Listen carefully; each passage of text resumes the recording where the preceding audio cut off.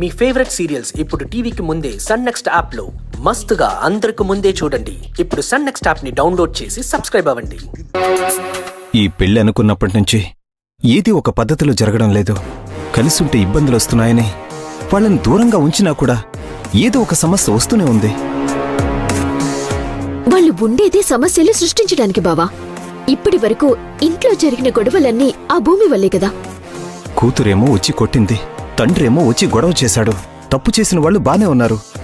ఏ తప్పు చేయని నేను సుజాత అత్తకి మొహం ఎలా చూపించాలి? వాళ్ళింటికి ఎలా వెళ్ళాలి? అత్తయ్య అసలే చాలా బాధపడి వెళ్ళింది. ఇంత అవమానం జరిగిన తర్వాత మళ్లీ శౌర్యాన్ని పెళ్లి చేసుకోవడానికి ఒప్పుకుంటారని నాకైతే నమ్మకం లేదు. ఇటు పోవాలో ఏం చేయాలో ఏమీ అర్థం కావట్లేదు అలక్య. ఈ పెళ్లి జరుగుతుందనుకోవాలా, లేదంటే నా చెల్లెలికి ఇంకో సంబంధం చూడాలా? ఏం చేయాలి? ఏంటి బావ నువ్వు? ఆల్రెడీ ఖాయం చేసుకున్న సంబంధం ఇప్పుడు అది కాదనుకొని వేరే సంబంధం ఎలా చూసుకుంటాం? మన నోరు తెరిచి చెప్పకపోయినా పలానా అబ్బాయిని ఈ ఇంటి అమ్మాయి చేసుకోబోతుంది అని ఊరంతా తెలుసు. మరి ఇప్పుడు ఈ పెళ్లి జరగలేదు అంటే ఎవరికి నష్టం? మనకే కదా. ఎందుకు ఆగిందో ఏంటో అని నలుగురు నానా రకాలుగా మాట్లాడుకుంటారు. అలా అని ఈ పెళ్లికి సుజాత అత్తయ్య ఒప్పుకోవాలి కదా. ఒప్పించాలి బావా.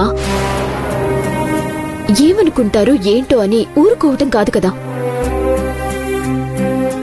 సరే, నేను వెళ్లి పిన్నితో మాట్లాడి ఖచ్చితంగా మన శౌర్యని అరవింద్కిచ్చి పెళ్లి చేయమని అడుగుతాను.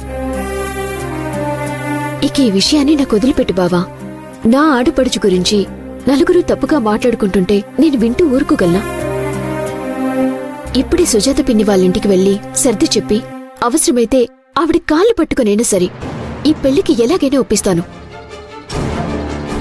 నేనిప్పుడే వెళ్ళొస్తాను.